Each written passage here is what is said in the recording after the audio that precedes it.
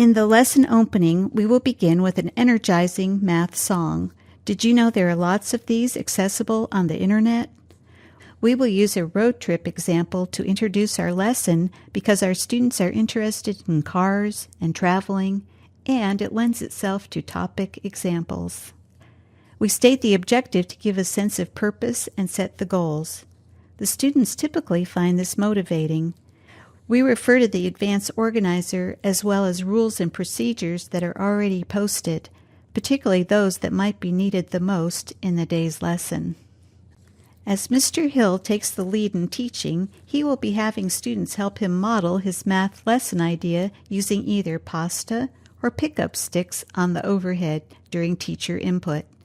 This will help them see the possible relationships between a pair of linear equations when graphed on the same set of axes. Mr. Hill is very good at thinking aloud while showing these possible arrangements. What I will do is make a chart of what he is saying as he goes along by listing steps and highlighting key words. I will add pictures, symbolic representations, and examples when possible. These charts are posted in the room to help students with their own note-taking. You will notice that students will have the opportunity to construct a foldable graphic organizer for note-taking.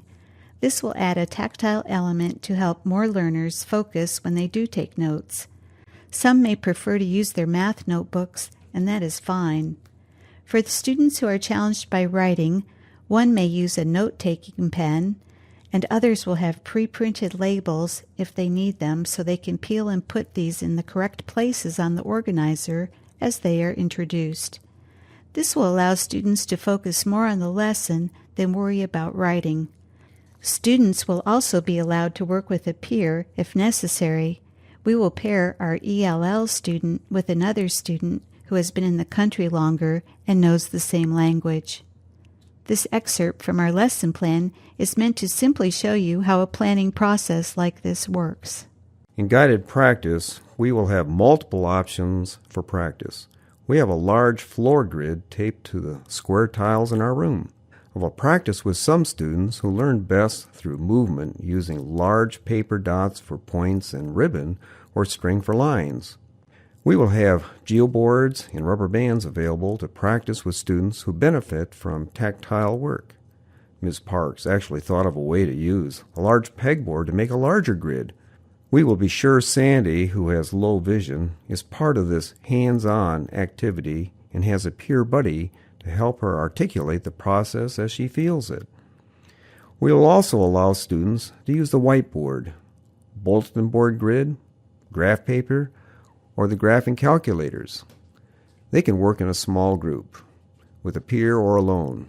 Ms. Parks and peer assistants will facilitate these practice sessions. During independent practice, students will graph different systems of equations and determine solution possibilities. We have some interactive CD programs that come with the text and some online resources. The text CD also has some ideas for extension activities for those students who are ready to move ahead. All students will have access to the large floor grid, the geoboards, graph paper, whiteboards with permanent grids on them, computers, and graphing calculators. They will also have access to two other great resources. Us. The last section of the UDL lesson plan is closure. Students will share their results in multiple ways. Ms. Parks and I will ask questions to help students focus on important concepts. We offer and ask for real-life examples to help cement the learning.